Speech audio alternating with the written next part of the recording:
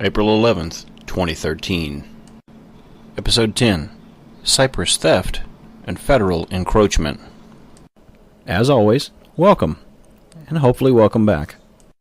Also, if this is the first time that you've ever heard me, and you like what you hear, make sure to go by the website at mad-yet.blogspot.com. There you'll be able to find simple and easy links to our material on Facebook, Twitter, YouTube, and on iTunes. Now let's go see what I had to say in my new article. Firstly, I'd like to start off by apologizing for not writing or talking recently. But I don't do this for cash or attention. I do this when it needs to be done. I also want to sit back and watch. I want to see how things play out before I go shooting from the hip when it comes to subjects like this. The subject I speak of is Cyprus, and more specifically, the theft of its citizens' personal wealth. Yes, I said theft, because a haircut undermines your intelligence. We all know what happened, and if you don't, you should. Firstly, I want to make a comparison to a common creature that you may know of, that being the wolf. They're funny creatures. Alone, they're fearful of pushing boundaries, and they'll stay hidden in the shadows and behind brush whenever they can. But in packs, they get bold and even arrogant. They circle their prey. They push the boundaries of the prey that they target, moving in from the sides, the back, and even directly from the front if they think they can get away with what they want. Why do I say this? Very simply put, bankers are no different than wolves in my opinion. Bankers just wear nice suits, dresses, colognes, and perfumes. They smile and say, "Welcome to my bank," when you walk in. And for that, if you walk in, these bankers are predatory and slick. They see anyone that walks through the front doors as prey, and they are patient and calculating. They infect communities with free toasters and gift cards for local stores to entice new customers in. They see you as nothing more than sheep for the culling. Today, there are tons of internet banks that are making brick-and-mortar banks work harder and harder to stay open. This gives the brick-and-mortar banks the excuse to lower your savings interest and increase or create fees that they promptly charge you to increase their profits to compete with these internet banks. The internet banks work in digits, not cash.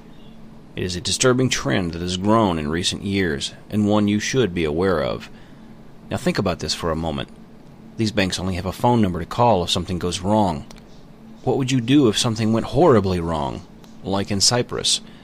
Do you find this disturbing? You should. Now ask yourself one more question. What is to stop these banks from transferring all your money overseas and simply shut down their websites, turn off their phones, and vanish into thin air? Do I have your attention yet? On to other matters, like Cyprus and bailouts. To me, and to many in the financial fields, the events in Cyprus are a modern culture milestone for many reasons. It is the first time the banks have just outright said, "We're going to take your money," and they got away with it. This is precedent-setting. It goes to show that the banks are not capitalistic. It directly shows that they believe in socialistic fixes when things don't go their way. It verifies that they will do whatever they think is necessary to balance their books, up to and including stealing directly from your savings. If you put the events of 2008 into the mix and debate it, you can clearly argue that the banks are a fascistic and parasitic entity that are not capitalistic in nature. If they were, they would believe in bankruptcy, because there are no guarantees in business unless you have a politician in your pocket to force the government to bail you out. Bonds, IRAs, and stocks were always things people feared, and when they did, they simply put their money into a simple savings account, hoping it could make it through the market turmoil. But now, not even that is safe. It is a rapid and ever frightful departure from normal banking practices that drive a wedge into the social trust agreement between customers and financial entities that hasn't been fully realized yet by many. But some customers do, and they're now draining their accounts as fast as they can. They are buying safes and arming up to secure the things that the banks promise to, but obviously have other intentions for your money. Now, I talked about bank runs in my recent articles, and if you paid particular attention, you can see the effect that such an event can have on communities, politics, and even entire nations. Think about it for a minute. How long could you last if your bank shut down for 2 weeks? Did you see the aftermath of Hurricane Sandy and even Katrina? Your normal, run-of-the-mill family is not prepared for such an event, and in all reality, doesn't want to admit it. But it could happen to anyone, anywhere. Don't believe me? Ask any family in Cyprus right now, and then maybe you can open your eyes to what these banks are doing.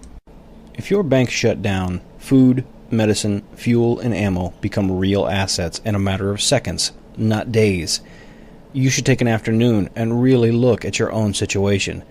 That being said, I'm not a prepper in any real sense of the word, but I am prepared for moderate events, and you should do some research to find out what you need to focus on in your own life if something like Cyprus happened here at home. What if your neighbor was to think of you as a target instead of a friend if such events came to your community? Cyprus was a shot across the bow and a warning to everyone that uses banks. It's a wake-up call and a chance for everyone to understand what G. Edward Griffin has been telling us for years about the criminal, parasitic, and fascistic organizations and governments that use fractional reserve banking.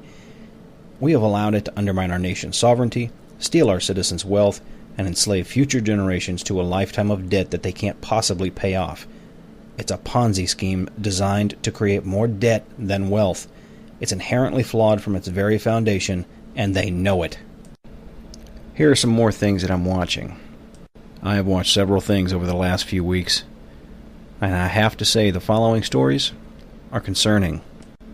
First, Bloomberg's $12 million ad blitz pushing gun control. This is a last-ditch effort for Democrats trying to use the dead bodies of children to their advantage to demonize an inanimate object, not the criminal who did the crime, and criminalize an activity that is as much American heritage as apple pie and baseball. Next, we have Russia banning cash transactions over $10,000. Capital controls are being put in place. You should seriously ask why. You should also wonder when they will come here.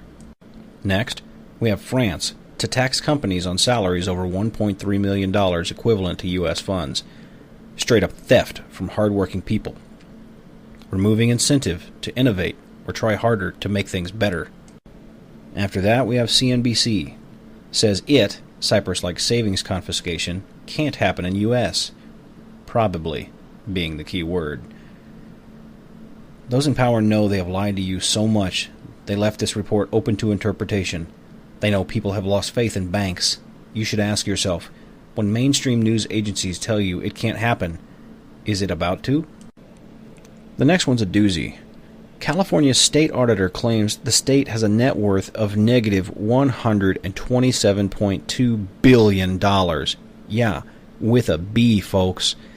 And to top that off, a U.S. bankruptcy judge just allowed the city of Stockton, California, to file for bankruptcy.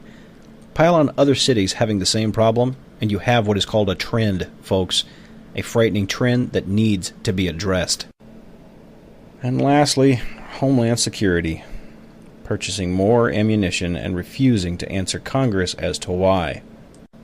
At this point, DHS has amassed a large enough amount of ammunition to sustain a full-on direct war in any theater for 20 years or more. People are starting to get nervous, and in some sort of antagonistic rebuttal, there is a Rand Corporation report stating that DHS plans on absorbing the Army. Now, not to beat a dead horse, but it's growing distinctly apparent that DHS is stockpiling way too much equipment, ammo, and information, and needs to be broken up or removed entirely. It's literally buying armored vehicles to be used inside the cities and within the borders of the United States. DHS is in direct violation of the Posse Comitatus Act if they absorb the Army, because this makes DHS a direct branch of the armed services as far as I'm concerned. If this doesn't get your senator's attention, I don't know what will. And if this doesn't get your attention, then you are part of the problem, and you deserve what you get when they put the boot to your throat.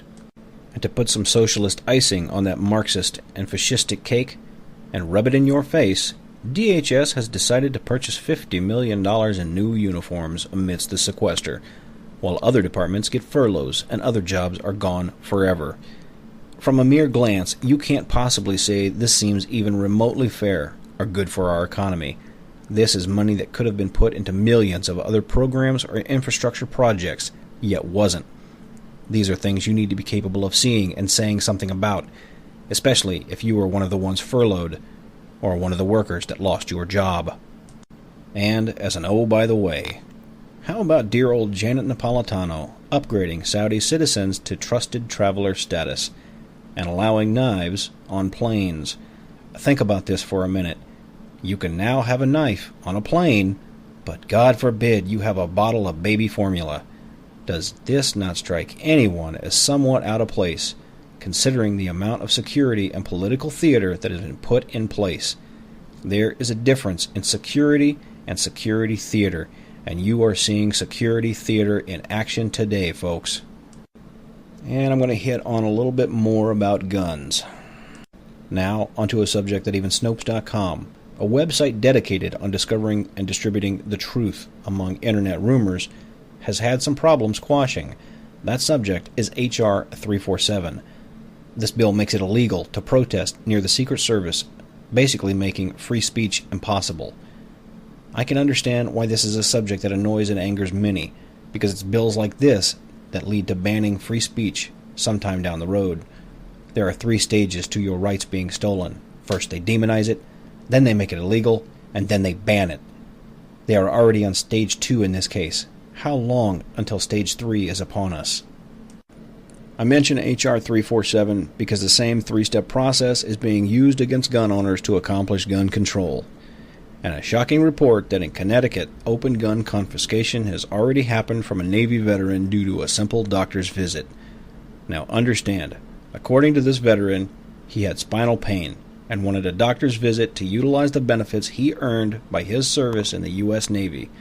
To reiterate, the visit he requested was for a pain management specialist for a spinal injury. The Veterans Administration responded by demanding a mental health evaluation. Now ask yourself this: why would you need a mental health evaluation for a spinal pain injury? These are the questions you need to be asking, because these are the questions they don't want you to ask. This interview can be found on my blog, as I've linked it to George Heminger and his interview with this Navy veteran who had his guns confiscated. Now, news is news to me. I don't care where I get it. I know not everything is valid. I understand George Heminger has his own way of life, and it's one that's probably considered alternative to many Americans. But I ask you this: all of that aside, and after listening to the phone interview with this U.S. Navy veteran, should this situation concern you? I say absolutely. This could have been you, it could have been me, it could have been someone you love. And if warrantless searches and seizures don't bother you, then no one can or should help you when this beast we call the federal government turns its gun inwards on you, in my personal opinion. This case, if validated, is a breach of so many laws it's inconceivable. This man's privacy was ignored. The Fourth Amendment was blatantly violated in an effort to further expand an overreaching, invasive, pre-crime, liberal, nanny-state snitch culture that is aberrant to anyone that understands what liberty is. At this point, many feel they can't trust anyone. Teachers, priests, doctors, daycare workers, even your neighbors are being indoctrinated, and the pervasive and overreaching grasp of the federal government makes such reports even more alarming. In closing, I want to spotlight a story that should show you how scared the liberal federal government is of losing power. They are trying to get rid of sheriffs who protect your rights by pushing legislation to fire sheriffs who defy unconstitutional federal gun laws. The CSPOA is a group of sheriffs and police chiefs across America who are saying no, loud and clear, to gun control measures from an encroaching federal government. These men and women are trying to protect your enumerated constitutional rights. Unfortunately, for the feds, these sheriffs are elected by we, the people, locally. The federal government doesn't have, nor can they assume the right to remove your local elected officials. If they do, it's tantamount to a coup d'etat, and such action would demand violent reaction from we the people. Such a thing is exactly what they seem to be trying to instigate, according to many. What these men and women are doing is trying to prevent the loss of liberty for everyone, and prevent violent civil reaction to encroaching federal laws that violate your constitutional rights. They should be saluted as modern-day heroes as far as I'm concerned. I applaud them for their actions, and they deserve your support, in my opinion. This all brings to memory a simple quote, one from the time of the Enrollment Act, also known as the Civil War Military Draft Act, in 1863. The quote goes as follows, "A rich man's war is a poor man's fight." This was a slogan against conscription during the American Civil War, and if you don't know what conscription is, it's slavery. Kind of ironic that they would be using slavery to fight against slavery, wouldn't you think? That's because the Civil War wasn't all about slavery. It was about money and power. And who held it? This singular quote summarizes war in general, in my personal opinion. Canadian or Sudanese, Chinese or French, American or Russian, we all have the same singular desire: to survive.